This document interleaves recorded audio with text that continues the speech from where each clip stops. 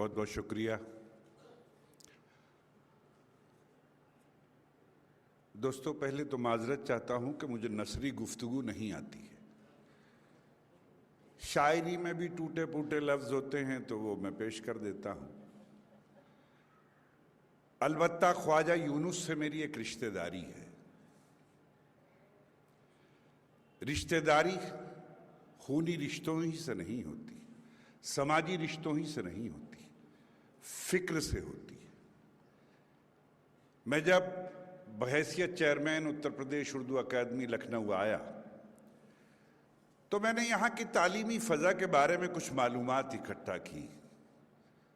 मुझे पता चला कि लखनऊ में भी एक शाहजहां रहता है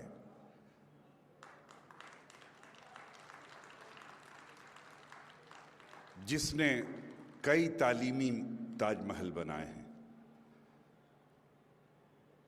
मैं हाजिर हुआ इसी इमारत में बाहर आरिफ नगरामी साहब के ज़रिए से। मेरा हाजिर होना कोई माने नहीं रखता था। माने जिस बात के थे वो अर्ज करना चाहता हूं। मैं उम्र में छोटा था, इल्म में छोटा था, हर एतबार से खुर्द था। मैंने देखा कि एक शख्स बड़ी वजाहत के साथ जो बाहर वाला दरवाज़ा है उसके बाहर वाले हिस्से पर मेरा इंतज़ार कर रहा है। जब मुझे ये पता चला कि यही शाहजहां हैं, यही ख्वाजा यूनुस हैं, तो मेरा जी चाहा, चूँकि इस्लाम में सजदा रेज़ी मना है, तो मैंने अपने जज्बे को सजदा रेज़ किया और उनके कदमों में अपना जज्बा पेश किया।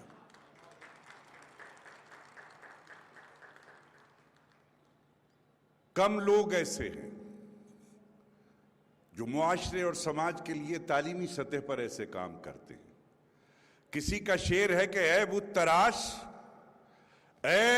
तराश इश्क को हैरत में डाल दे, ऐ बुत तराश इश्क को हैरत में डाल दे, पत्थर की आंख से कोई आंसू निकाल दे। मैं अंदर दाखिल हुआ तो मुझे फिर आंसू से निकले हुए मतलब रोशनी नजर आई। ख्वाजा साहब से एक निस्बत हो गई। मैं आने जाने लगा। एक दिन मैं अपने ऑफिस में बैठा हुआ था तो मुझे पता चला कि ख्वाजा साहब तशरीफ लाना चाहते हैं उर्दू अकादमी। तो मैंने कहा ख्वाजा साहब मैं खुद हाजिर हूँगा, वहाँ मुलाकात होगी। उन्होंने कहा नहीं, मैं अकादमी आना चाहता हूँ। तो मैंने कहा ठीक है, जब आप तशरीफ़ लाएं तो मुझे पहले इत्तला कीजिएगा। मैंने आरिफ भाई से कहा कि आरिफ भाई जब ख्वाजा साहब तशरीफ़ लाएं तो मुझे इत्तला कीजिएगा ताकि मैं नीचे ही मुलाकात करूँगा। अगर ऊपर चढ़ते हैं तो 2 मंजिल चढ़ना पड़ता है, उनके लिए मुश्किल है। बगैर किसी इत्तला के 75 और 80 साल का जवान 2 मंजिल चढ़ के ऊपर आया और मैंने उनकी सांस में कोई लर्जिश ना पाई। मेरा जी चाहा कि मेरी कौम, मेरी मुआशरे के ऐसे ही लोग अगर 2-4 हो जाएं तो ये 35 इंस्टीट्यूशन 35,000 हो सकते हैं। मैं आपको एक बात कहना चाहता हूं कि अगर हम समाज के मुतवम्मिल और जिम्मेदार और दौलतमंद लोगों से एक सवाल करना शुरू कर दें, बल्कि माफ कीजिएगा सियासत से मेरा कोई ताल्लुक नहीं है, लेकिन अगर हम सियासी लोगों से भी एक सवाल करना शुरू कर दें, जब हमारे दरवाजे पर आए सबसे पहला सवाल पूछिए कि आपकी सियासत के तवस्सुल से, आपके दौलत के जरिए से कितने स्कूल बने, कितने इंस्टीट्यूट बने। मैं समझता हूं एक नई बहार हमारे मुआशरे, हमारे मुल्क, हमारे स्टेट और हमारे समाज में आ सकती है।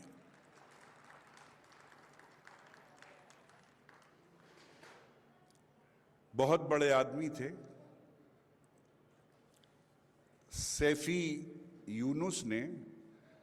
वो हैं तो इंजीनियर, लेकिन बड़ी सलीके की गुफ्तगू की, बड़ी जज्बाती गुफ्तगू की और बहुत शानदार गुफ्तगू की।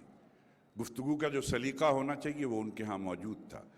और उन्होंने जो बात इब्तदा से कही तो मुझे अपना एक शेर याद आया कि अंजाम उसके हाथ है, अंजाम اس کے ہاتھ تھے آغاز کر کے دیکھ، بھیگے ہوئے پروں سے ہی پرواز کر کے دیکھ۔ بھیگے ہوئے پروں سے پرواز کی تھی خواجہ یونس نے۔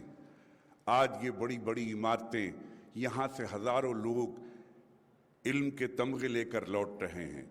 میں بزمی بھائی، رزمی بھائی، فیضی بھائی اور سیفی بھائی کو مبارکباد پیش کرتا ہوں۔ یاد رکھیے، جو قومیں، جو وارث اپنے بزرگوں کو یاد رکھتی ہیں، تاریخ ان کو ہمیشہ زندہ رکھتی ہے۔ آپ نے زندگی کا کام کیا ہے، آپ نے روشنی کا کام کیا ہے۔ خواجہ صاحب سے جب بھی ملاقات ہوئی، وہ کھانے پر بلاتے تھے۔ آدمی کے بڑا ہونے کا ثبوت، حالانکہ وہ بہت ساری کتابوں کے مصنف ہیں، 35 اداروں کے بانی ہیں، سرپرست ہیں، لیکن چھوٹی چھوٹی باتوں سے ہوتا ہے۔ دسترخوان پر ہم جیسے خرد آدمی کے ساتھ، چھوٹے کے ساتھ، یہ معاملہ پلیٹ ہماری اٹھا کے ہمارے آگے رکھنا، ڈونگے سے کچھ نکال کے ہمیں پیش کرنا، روٹی توڑ کے ہمیں پیش کرنا، یہ عمل چھوٹا ہے لیکن یہ آدمی کو بڑا بناتا ہے۔ وہ ایک بڑے آدمی تھے۔ بہرحال خدا کرے ان کے بچوں میں بھی وہ روشنی مجھے محسوس ہوتی ہے۔ مجھے بولنے کا یہاں موقع دیا۔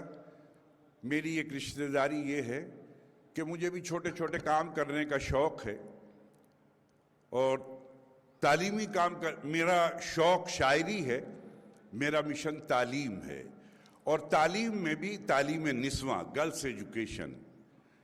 الحمدللہ 25 اسکول کالج ہیں جنہیں میں دیکھتا ہوں، جنہیں میں نے بنایا ہے، جنہیں میں نے چلایا ہے۔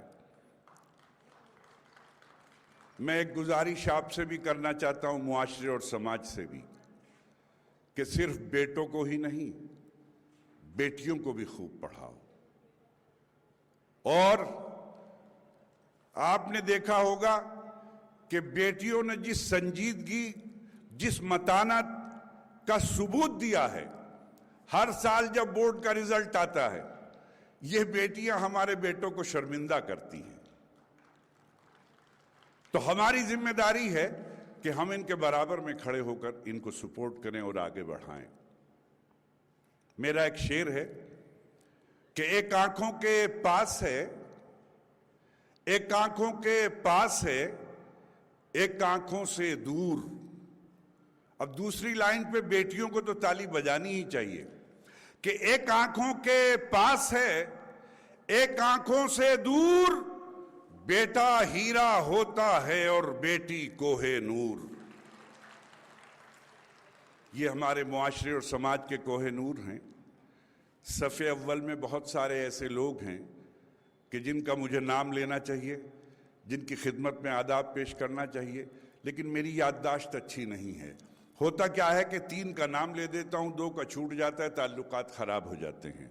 تو میں نے یہ سوچا کہ میں بغیر نام کے تخاطب کروں اور آپ سب لوگوں کا شکریہ ادا کروں۔ میں پھر ایک بار فیضی بھائی کو، بزمی بھائی کو، رزمی بھائی کو، سیفی بھائی کو مبارکباد پیش کرتا ہوں۔ اور میری زندگی کی ایک کمی بھی پوری ہوئی اس اسٹیج پر آ کر کے۔